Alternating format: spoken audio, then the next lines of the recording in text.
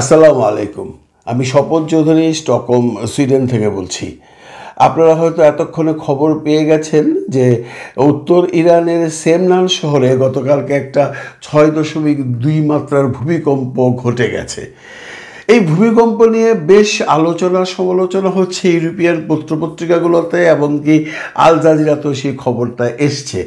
কেউ কেউ ধারণা করছে এটা কোনো প্রাকৃতিক ভূমিকম্প নয়, এটা সেমনান শহরে ইরান পারমাণবিক বিস্ফোরণ ঘটিয়েছে।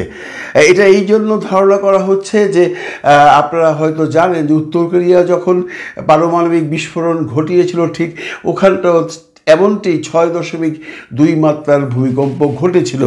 বলা হয়ে থাকে এই ধরনের বিস্ফোরণ ঘটালে ভূমিকম্পের একটা আশঙ্কা থাকে।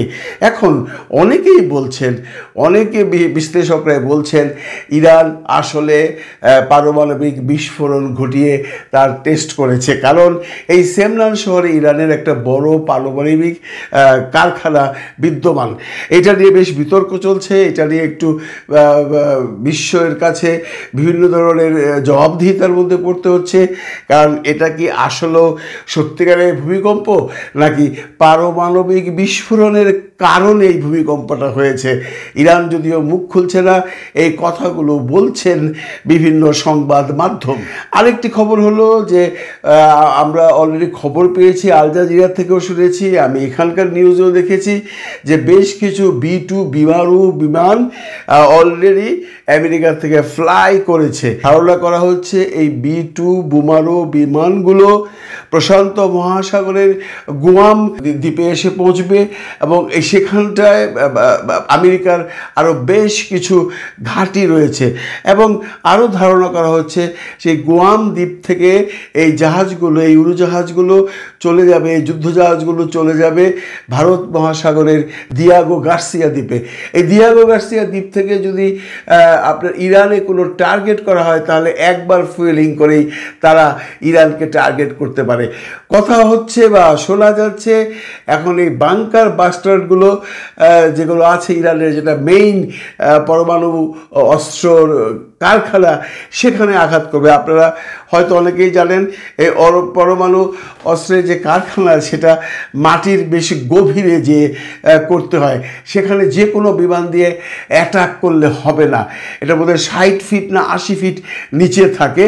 তো আপনাকে এই B-2 যুদ্ধ বিমান ব্যতীত আপনি সেখানে অ্যাটাক করতে পারবেন না। আর এটাও ধারণা করা হচ্ছে যতটুকু গভীরে প্রথম বোমটা গিয়ে পড়বে, সেই পরমাণু কারখানার ভিতরে যে মাটির নিচে যতটুকু গভীর হবে, তাতেও স্পর্শ করতে পারবে না সেই অরিজিনাল কারখানাটাকে। তাকে সেম জায়গায় আরেকবার সেম রাস্তা দিয়ে আরেকটা বোমা বর্ষণ করতে হবে, তাহলেই সে অরিজিনাল যে জায়গায় আসল উৎপাদন হচ্ছে সেখানে অ্যাটাক করতে পারবে। এখন এই B-2 বিমানগুলো কি দিয়াগো গার্সিয়া বা গুয়ামে আসছে এই ইরানকে অ্যাটাক করবার জন্য, নাকি এটা আমেরিকার রেগুলার রুটিন? এ ধরনের কোনো বার্তা কেউ দিতে পারে না। তবে আল জাজিরা সন্দেহ করছে এটাও ট্রাম্পের একটা চাল। আপনারা জানেন ডোনাল্ড ট্রাম্প একবার এক কথা বলে, এত মিথ্যাচার করে। সে কিন্তু কিছুদিন আগেও বলেছে যে আমি 2 সপ্তাহ ওয়েট করব। আজকে তার অবকাশ জীবন শেষ না করেই চলে এসেছে ওয়াশিংটনে, এসে এই বিমানগুলোকে সে পাঠিয়েছে, এমন সংবাদ বিভিন্ন সংবাদ মাধ্যমে প্রচার করা হচ্ছে। অথচ উনি কয়েকদিন আগেই বলেছেন বা 2 দিন আগেই বলেছেন, উনি 2 সপ্তাহের আগে এই ইসরায়েল ইরানের যুদ্ধের ব্যাপারে আমেরিকার কোনো প্রত্যক্ষ অংশগ্রহণের ব্যাপারে মুখ খুলবেন না। এখন যদি এই B-2 বোমারু বিমানগুলো উনি সত্যি পাঠিয়ে থাকেন এই দিয়াগো গার্সিয়া বা গুয়াম দ্বীপে, তাহলে এগুলো কি কারণে পাঠিয়েছে এইটা জিজ্ঞেস করবার মতো বা এর জবাবদিহিতা করবার জন্য কোনো মানুষ পৃথিবীতে নেই। এই ট্রাম্প যা করছে, ট্রাম্প এখন এমন একটা অবস্থায় আছে যে ইসরায়েল স্পষ্টতা জানিয়ে দিয়েছে আমেরিকার সাহায্য না পেলে আমেরিকার সাহায্য না পেলে এই যুদ্ধ তারা কন্টিনিউ করতে পারবে না। আর ইরান পরিষ্কার বলে দিয়েছে তারা কোনো কম্প্রোমাইজে যাবে না। তারা আজকে গতকালকে জেনেভাতে যে ইউরোপিয়ান ইউনিয়নের দেশ এবং ইংল্যান্ডকে নিয়ে যে পররাষ্ট্রমন্ত্রীদের বৈঠক হয়েছিল, বলা হচ্ছে এটা আশানুরূপ সফল একটা বৈঠক হয়েছে, কিন্তু ইরান এগুলো বিশ্বাস করতে চায় না।